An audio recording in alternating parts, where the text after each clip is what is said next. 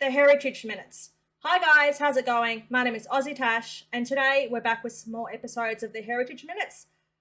Before we get into it, I just wanted to confirm with you guys that we're actually watching it from present to oldest in that order. I thought it was the other way around, but it was made evident to me in comments that we're watching it the wrong way.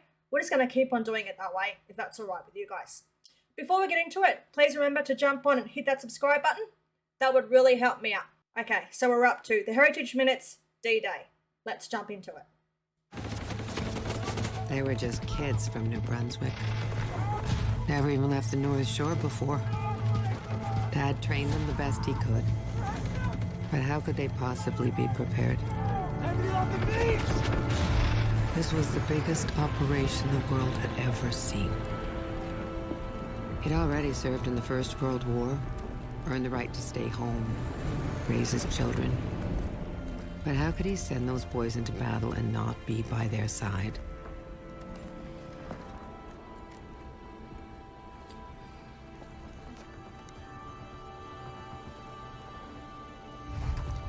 Many were killed that day. One was my father. Major Archie McNaughton was 47 when he died on D-Day, the invasion that marked the beginning of the end of the Second World War. Oh, no matter what, it's just horrible, isn't it? Jeez. That's a way to get to the heartstrings. He fought in one war already. He didn't have to go back. He had a young family. But I guess the honour and the pride he had for his country, he went back again. And he couldn't let those young boys go in alone. The ultimate sacrifice he made for his country and for his freedoms. That was a tough one. Let's get into the next one. We were born in Canada. We spoke English. On the streets, we weren't welcome. But on the field, we were the Aussie. Vancouver's champions. Everyone cheered for us. Our people had a voice. Then Canada declared war on Japan. They took us from our homes, called us enemies, forced us into camps. But we brought the game with us. Baseball helped get us through the internment.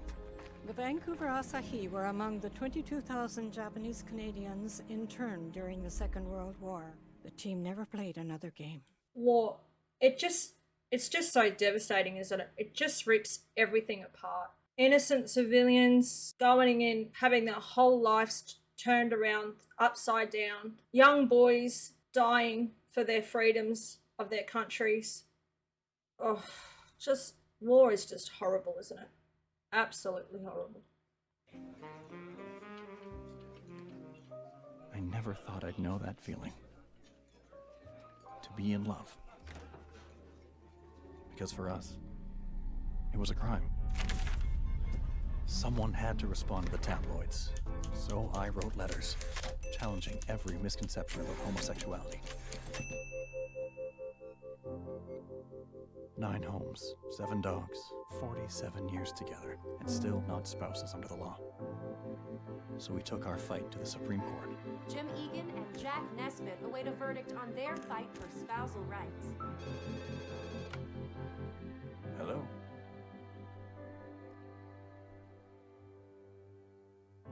We lost our case, but we made a difference.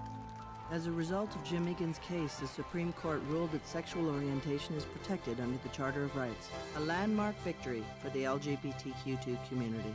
What a great story. So they were fighting for their relationship to be recognised from 1942 all the way to 1995. Wow, that's really, really cool. I love that story. What do I like? I like open fires, moonlit nights, chatty letters, rainy days. I like daydreaming. I love this colorful little island of ruby, emerald, and sapphire. Yet often my dark moods come. I'm possessed body and soul by this depression. They say women shouldn't write. Some days I almost give up. But I cannot contain my imagination. I made Anne real. I gave her my love of nature, my love of books, and my childhood dreams. My greatest happiness would be to climb the alpine path and write upon it a woman's humble name. Lucy Maud Montgomery battled depression, rejection, and sexism to become known around the world for Anne of Green Gables and 19 other novels. Oh my gosh! Anne of Green Gables was written by a Canadian female writer back in the day where females weren't recognised or allowed to or thought about to write. Oh, you can't be a writer. Oh my gosh, Anne of Green Gables, I watched that as a young girl. I watched the TV series and I read the books as well. I had no idea. That is a really cool episode. I love that episode so much. It started as the Jewish market. Victorian houses became storefronts. Kosher butchers, tailors, and bakeries. Soon enough, other immigrants came to our community. Each arrival added a piece to the patchwork of our bustling bazaar. We all understood that with hard work, anything was possible. Over time, faces and languages changed, but the spirit of our village inside the city remained. See, it didn't matter where you were from, the market became home. Neighborhoods like Toronto's Kensington Market have helped shape Canada by bringing newcomers shoulder to shoulder to build new lives together. Kensington Markets. Leave a comment. Have you been there? Is it something there's every week or every day? Markets are great for that, aren't they? You go there and there's just a display of different cultures, different foods, different arts, different crafts. We have that in Australia. We have the Brisbane markets, there's the Melbourne markets. I sort of remember going to the Melbourne markets as a young child and oh my gosh, talk about diversity. Yes, markets are so good for that and I really enjoyed this story. My mother said we had to leave home. The communists were going to take my father away. If my parents were afraid, they didn't show us.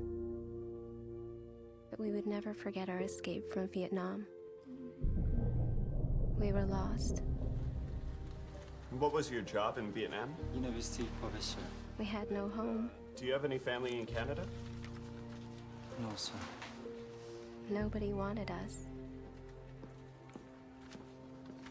Welcome to Canada. Canada chose us. Canadians opened their borders, their homes, and their hearts to more than 100,000 refugees fleeing persecution after the Vietnam War. We were home.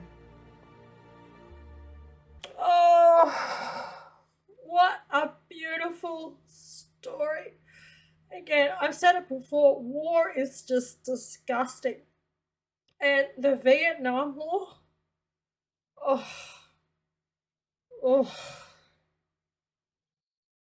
sort of seemed like a bit of a waste of time, didn't it? Don't want to get too political. I'm not going to. In Australia, we also take in a lot of boat refugees. It's really up in the air about where they're taken to once, you know, if the boats come in illegally, they're taken to an island and they're processed in facilities and stuff like that. It's really contentious about how they're treated. I don't really know a lot about it. Probably something I should look into. But that seemed to me that was a beautiful story, and well done to Canada for taking in those people during such a horrible time in the period of the entire world. I loved that story. Well done, Canada. It's packed to the rafters in the Edmonton Arena. Everyone is feeling the pressure on the Grads as they await the American champs. Here's the Cleveland favorite Knits now, and boy, do they look impressive. Look at their uniforms. I bet you could sure run in smart shirts like those. Not that. Look, world champs, my eye. Grads, we don't play for glory. We play the game for the game's sake. So tonight, you're going to earn that title by playing your game. Teamwork, passing. Let's show them what it means to play the Grads.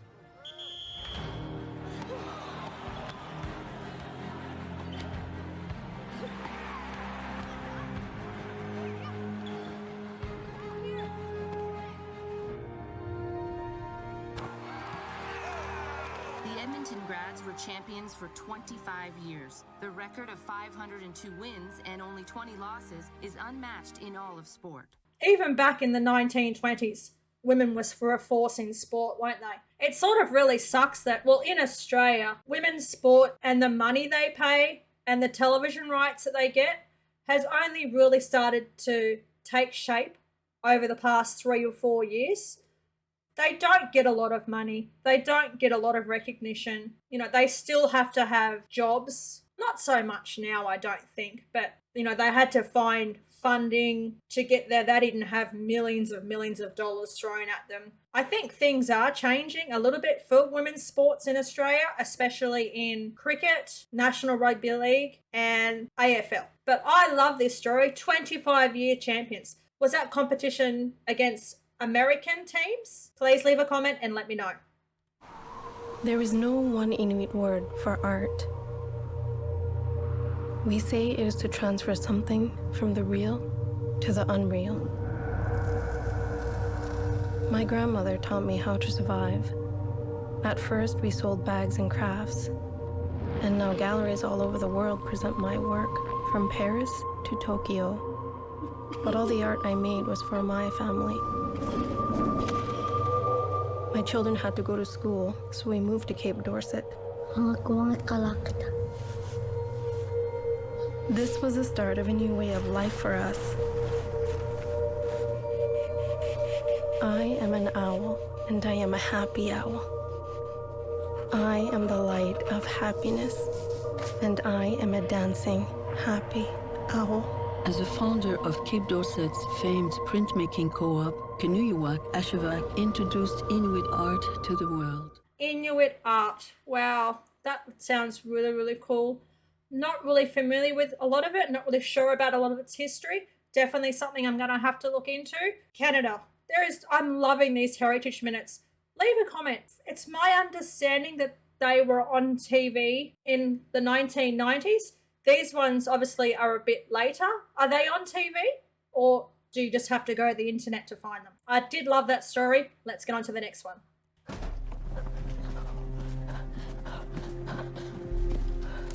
Johnny wanted to go back home. It was 1,000 kilometers away. They forced him to go to the Indian residential school. More than 150,000 of us children had to go. They wanted to change us. Our Father in heaven, hallowed be your name. Hallowed be your name. Thy kingdom come, Thy kingdom come. Thy will be done. Thy will be done. Kill the Indian and the child. It's been called cultural genocide. I survived residential school. My brother Johnny. No. Chani Wenjack was one of thousands of children who died due to Canada's residential school system. More than 80,000 survivors and their families still live with its legacy today. I don't really understand the story behind those schools, so it's really hard for me to really comment on that. I'll definitely look into that more. There is so much I'm learning. I'm really emotional about that episode. It looked like it was a priest maybe running the school, or a priest at the school, because I did see what it looked to be a priest wearing a cross necklace. So I'm not quite too sure. Leave a comment and let me know. But wasn't that a hard episode to watch? I am loving the Heritage Minutes so much. It's an emotional ride, isn't it? I wish there was something like this in Australia on YouTube about all our history in a minute. Be a really cool thing to look into, actually. I'll jump on YouTube and see if there is. Okay, that was the episodes for today. Please jump on, leave a comment, share your family's stories from these episodes. I'd love to hear it. I'd love to read about it. Okay, that was the video for today. I really enjoyed it. A little bit emotional, a little bit flustered, but if you've been watching me for a while, you know that I do get emotional. I really enjoyed it. If you did, leave a comment, smash the like button, and please remember to subscribe. That would really help me out. Cheers from down under. Take care. Bye.